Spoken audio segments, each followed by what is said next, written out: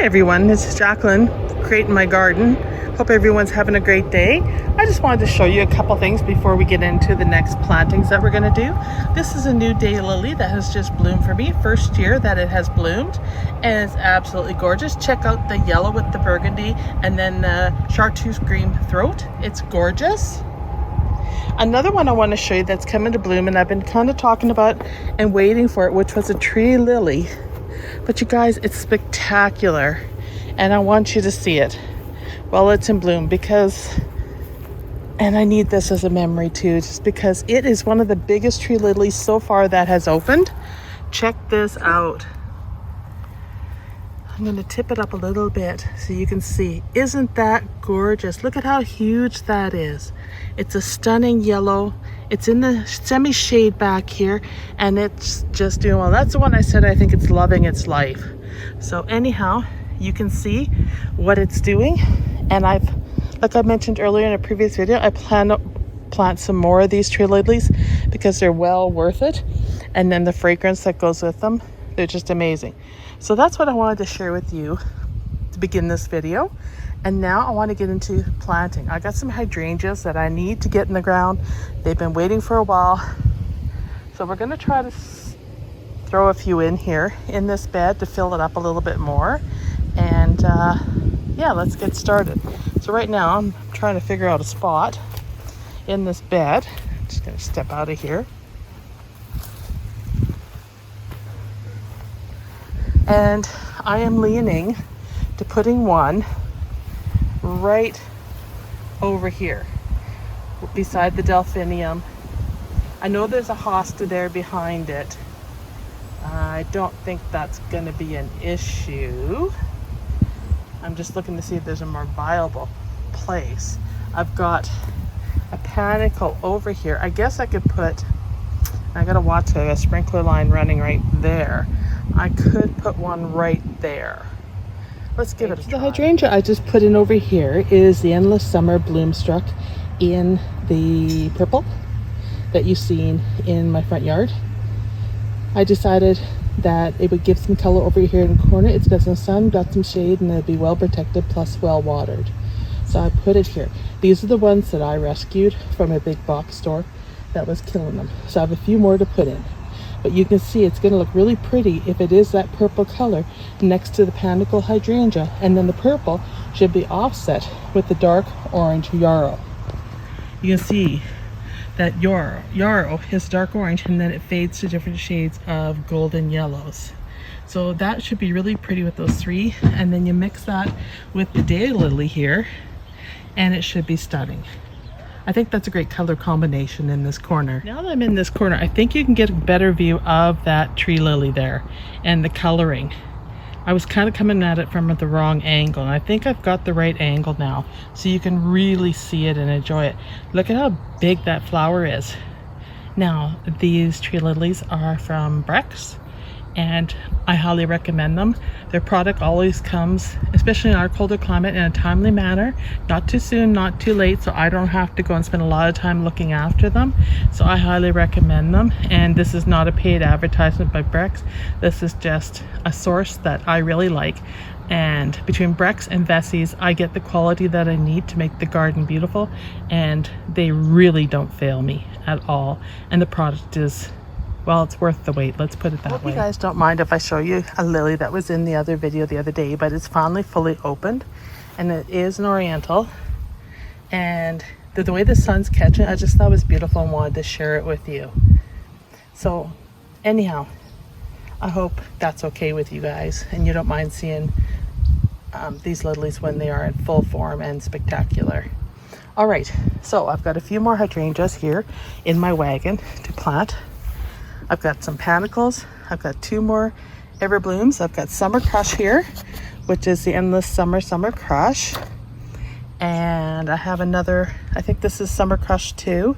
And then I believe this is a Proven Winners, and it might be a Limelight.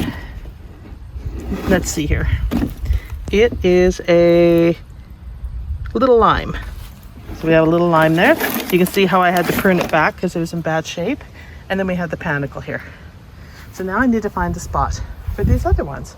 I'm just going to walk around here and have a look and see what is suitable to give them a happy home. And I got to make sure I can dig in there too, because sometimes you hit tree roots and it makes it a little tougher to get in there. But I feel like there's some color required in this bed. I do have a bleeding heart here that is dying back, but I do have a potentilla behind it, so I'm just debating. I could put it right in there with that bleeding heart, and that would be nice. It's going to get some sun there, and I put the endless summer in there. So let's try that. I'll dig and see what we can do here. So I put the endless summer there, and that should be fuchsia pink blooms on that. It should look pretty with the hostas, the lilies, and the coreopsis, and the daylilies. And I have a salvia here in front. So I think that's a good mix. That was decent soil for working. And you can see, like when I save hydrangeas that are in trouble, I cut them all back. So I cut these back a few weeks ago in one of the videos, and you can see how lovely this thing is doing. Look at all those shoots. And it has been planted for a couple weeks. And I don't have a greenhouse or anything that I put them in. They sit in my wagon. But it is doing very, very well, and I'm very happy with it. So when you buy them on sale from the big box stores, please cut them back and give them a chance to flourish and get new growth.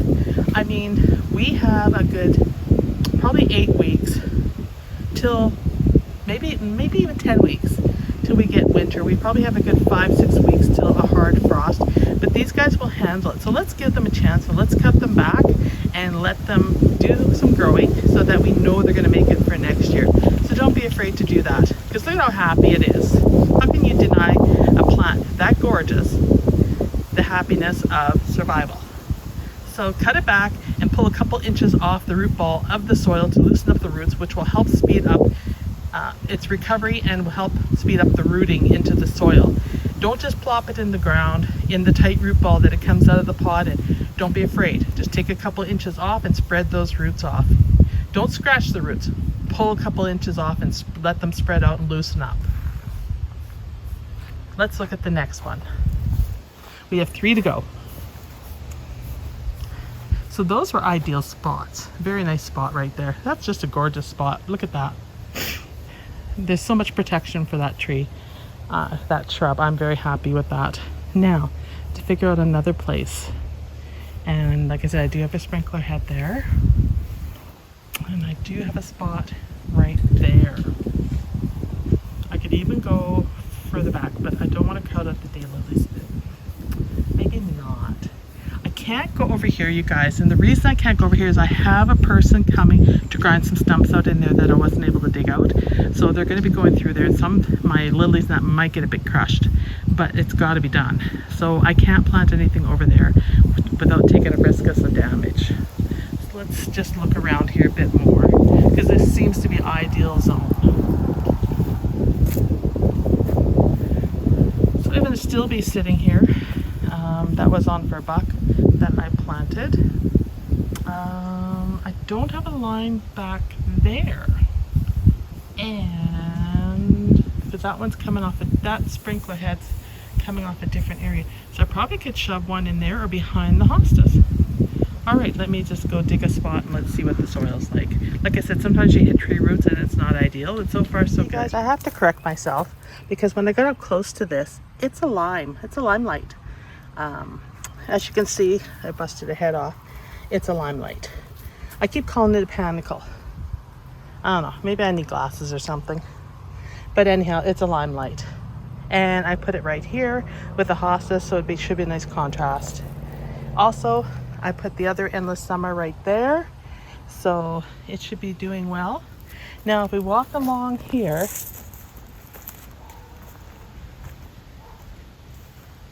I'm going to go over here and show you where I stuck this one. And this one I'm kind of wanting to point out.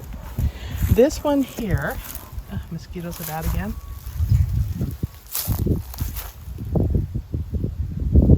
I'm just going to zero in on it. This was a endless summer that was in super duper bad shape, as you can see. And look at it. I really cut it back, but it's got all new shoots.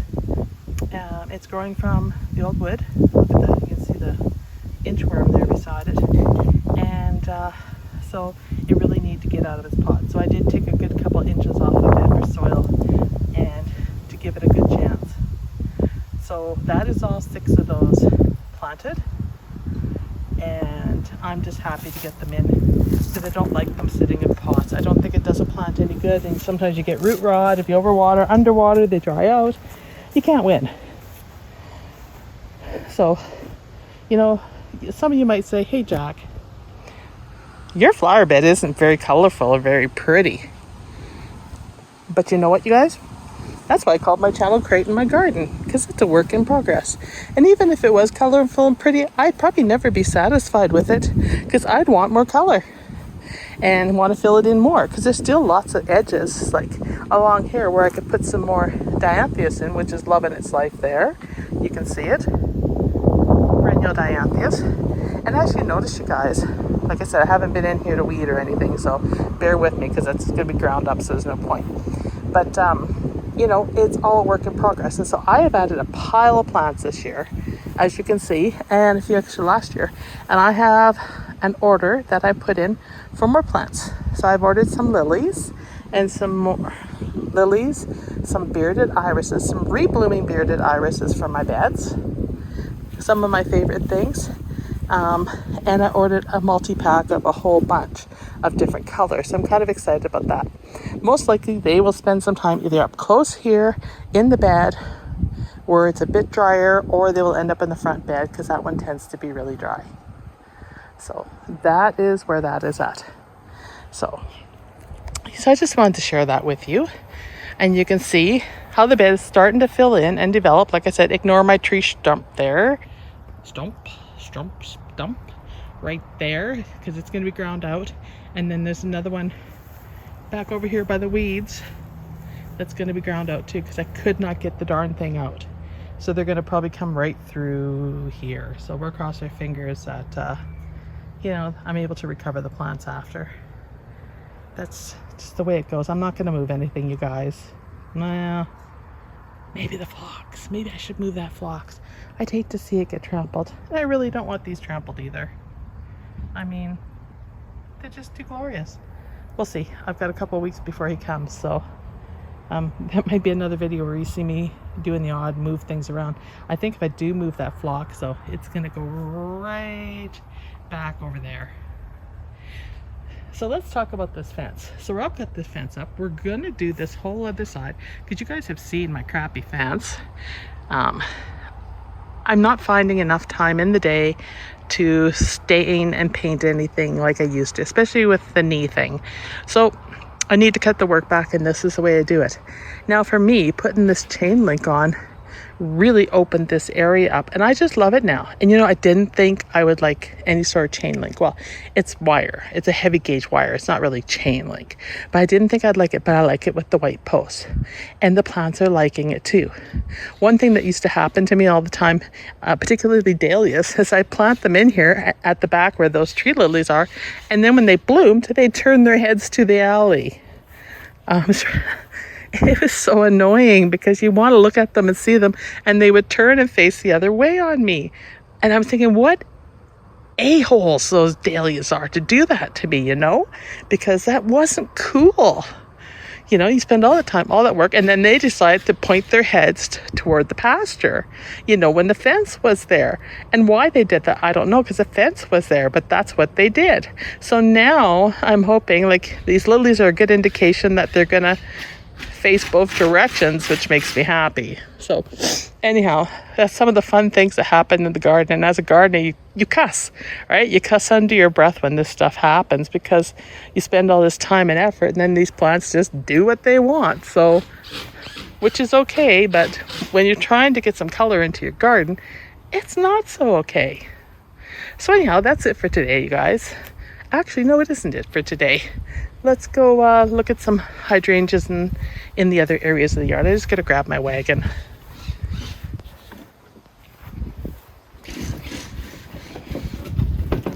It's a hydrangea kind of day, you guys. I see a lot of videos on hydrangeas, and I don't know, hopefully you guys can never get enough hydrangeas and from different perspectives. There are a few people on YouTube that I would consider hydrangea experts. And one of them's Tracy's Garden. I'll give a shout out to her. I don't know her or anything, but I would consider her an expert on hydrangeas because she propagates them in everything. And her color combinations are absolutely stunning. So you can see here my 2 endless summer hydrangeas sitting there, and the leaves are actually getting a bit of red on them because they're getting quite a bit of sun. Then we have an Annabelle in the back, and I need to put some water on this tonight. We have a bunch of phlox, some lilies, some bugleweed going on in here to give some color. I kind of mix up a whole bunch of red orange lilies right there, and all the hostas that I split are over there in that shady spot. So that should be pretty next year. Once again, I'm saying next year. It's not going to happen this year. And I got to deal with these blasted poplar shoots, which will be tomorrow because they are popping up everywhere. So I'm going to get in there, dig them, and treat them. That happens when you have big trees, you guys. Don't plant poplars or anything that's going to do that to your garden. Anyhow, you can see Annabelle in the back here. She's kind of crowded, and I'm going to have to get in there and work with her and open things up a bit for her. That'll be tomorrow too. I have certain things that are on my hit list every day, and that is one of them. All right, let's move to another part of the yard and have a I just want to share with you guys another Oriental just opened up, and it's glorious. So this is my squash patch. I'm just walking past it now. You can see I'm going to have more squash than 2 people can eat. Look at that. And you can kind of see them down there. This was kind of a test to see what would grow in this soil over here, and they love it, so go figure. And then my zucchini's over there. So, and this is where the rabbit hides. All right, moving on to the hydrangeas. Now, since I always get distracted, and you guys know that when I walk past flowers, don't you think some of these Indias would be pretty in a bouquet with some of the Annabelle hydrangeas or the limelights? I think they'd be very gorgeous. Just saying. All right, let's go over here and have a look and see what's going on. Geums are hanging in there. This is a failure on my part, but some of them are still alive, but oh, I didn't do well with them. I'm just checking window boxes. Yeah, they're dry. And hydrangeas here that need water. These are the endless summers. Yeah, they're dry. Mosquitoes are eating me. You can see the Annabelles here, some overhead sprinkler damage on them. But some of them are still looking glorious. This is first year, you guys. That's really good. They're all looking nice, and I need to get in here and weed and water. This one's been holding its blooms for a really long time. The endless summer bloomstruck, and it's glorious. I haven't seen too many of these bloomstrucks, so I want to talk about it. And you can see the panicle. Actually, that's a limelight. Always calling it a panicle. Get my facts straight. Anyhow, I haven't seen too many other hydrangea growers to show the endless bloomstrucks. Now that's true limelight. Isn't it pretty? And there's 3 of them over here. It's funny that I haven't seen more of that.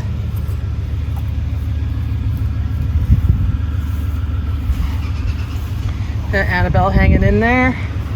Bloomstruck. No. Duh. Limelight.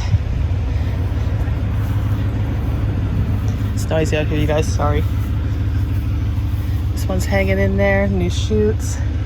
This one over here. Another limelight. I think this could be really pretty next year, you guys. All right, let's go in the corner. Wow. So this is the one that I have been babying, that was a houseplant, and it's grown even more, you guys, over here. And I think it's got shoots on. Let's just check. Oh, you guys, look at that. We are gonna get flowers out of this one. Now, this was the fuchsia pink hydrangea that they sell for Easter, right? That I saved, had another part of the garden, didn't survive. You guys have heard this story in a few videos, but today's the first time I've noticed it's got blooms on it. Sorry, buds. So this is gonna be cool. I guess we'll see what color it comes out. Is it going to be white? Is it going to be pink like it was when I got it in the store at Easter time? That should be cool to find out. So stay tuned. I don't know if you guys want to take a bet what color you think it'll be. Do you think it'll be the fuchsia pink it was in the store when I got it at Easter time? Or do you guys think it's going to come out white and change due to the pH of my soil? I doubt it'll come out blue. That's so highly unlikely. But what do you guys think? Take a guess, share with me your comments, what you think, and hopefully in a couple weeks I'll be able to tell you the answer to that, and I'll show you and see what color we get. Kind of exciting, people. All right, so that's it for the video today. Please like and subscribe. I hope you enjoyed this video, and there's more coming. I'm just working away in the yard and getting stuff done and dealing with things,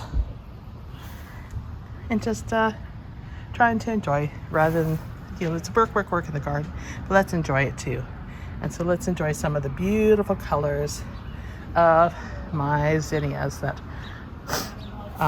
probably are way too tall for this location, but we're gonna go with it. So anyhow, as I was saying, please like and subscribe, and leave me a comment. Let me know where you're from. Love to hear from you. This is Saskatchewan, Zone 3B, where I am located. And I am located outside of a large community. I'm about 10 minutes away from the city. So, and I enjoy being outside of the city. It's pretty safe out here, and hopefully it'll stay that way. A lot more people are moving out, and our community is booming. But it's really nice out here. Thanks everyone for watching this video. I appreciate you taking the time out of your day, and I hope you're able to enjoy it. And I will see you in the next video. Thanks everyone, and bye!